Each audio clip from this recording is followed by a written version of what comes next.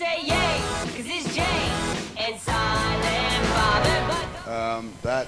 You don't have a dad impression, do you? Dad? I know. That is quite the big mic stand, isn't it? Look People how are big yelling out. People are jumping on stage, man. Look how big crazy. my mic stand. It's like our Look, show the size. That's the difference. Oh, hello, little I am big.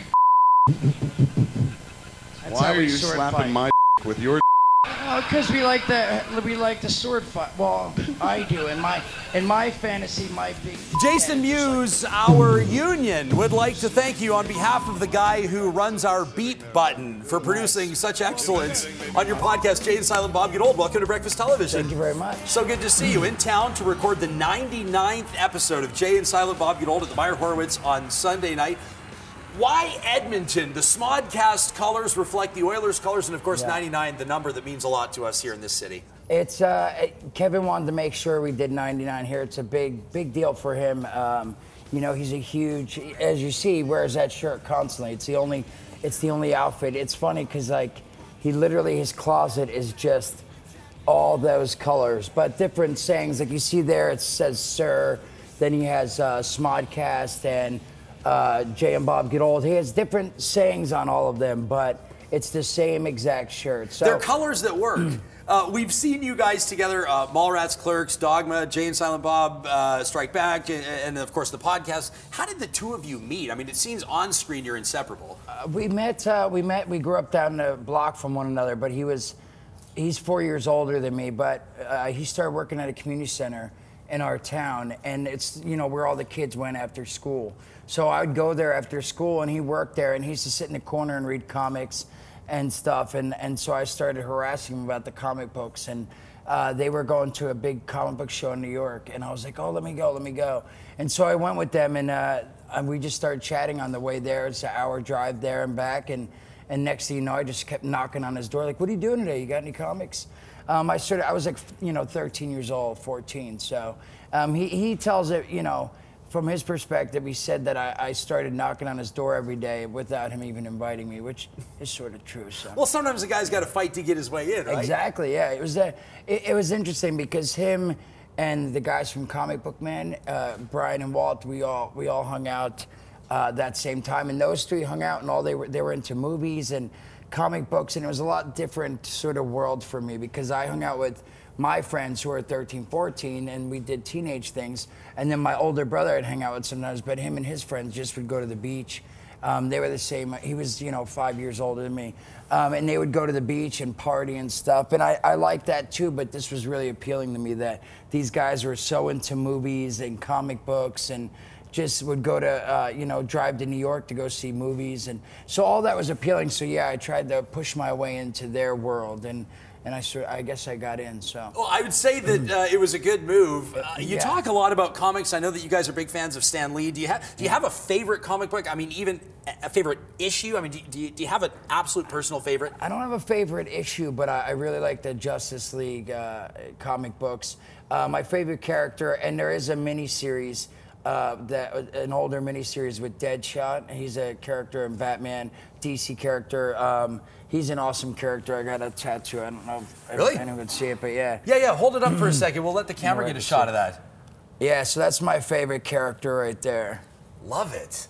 Very cool. And you can see I banged my shin on the end of the bed last night. But anyway. Wait, in the hotel? Yeah, at the hotel. You guys got in late last night? Yeah, we got in pretty late. We were trying to go to bed so we can get up early. And yeah, it was hard. You know, Sir Paul McCartney's been staying just down the road at the Fairmont Hotel McDonald for the last couple of nights. A whole bunch of fans, I know, right? Hanging out outside the hotel hoping to get a glimpse. Where are you guys staying so all the fans can start harassing you outside the front entrance? The same hotel. Oh, well, there you have it. You thought they were lined up for him, but they're lined See, up for me. that's the thing. And how embarrassing when Paul McCartney walks out. It's like they have to ask him for the autograph, but they're really here for you, Jay Mewes. Jay, yeah. Yeah, I love it. Okay, so Myer Horowitz, Sunday night. Still a few tickets available. What do you want people to know about showing up? I would hope they'll have fun. They'll have fun. They get at the end we play a game. I can't say on here, but it's thank you. A lot of it's Kevin and I talking and telling stories and jokes and such. And then at the end we bring up some audience members and they get to participate and yeah. So it's a good time and it's been real. it's been helpful for me because, you know, we started it, it's been almost 2 years, I guess, but I had a bunch of years sober. And then I got surgery and relapsed, and Kevin asked why. I thought I relapsed, and I said, well, you know what, haven't been accountable to anyone. When this happened, I was staying down in Santa Monica in California, and I was by the beach, and I was going to the beach, and I was hanging out by myself.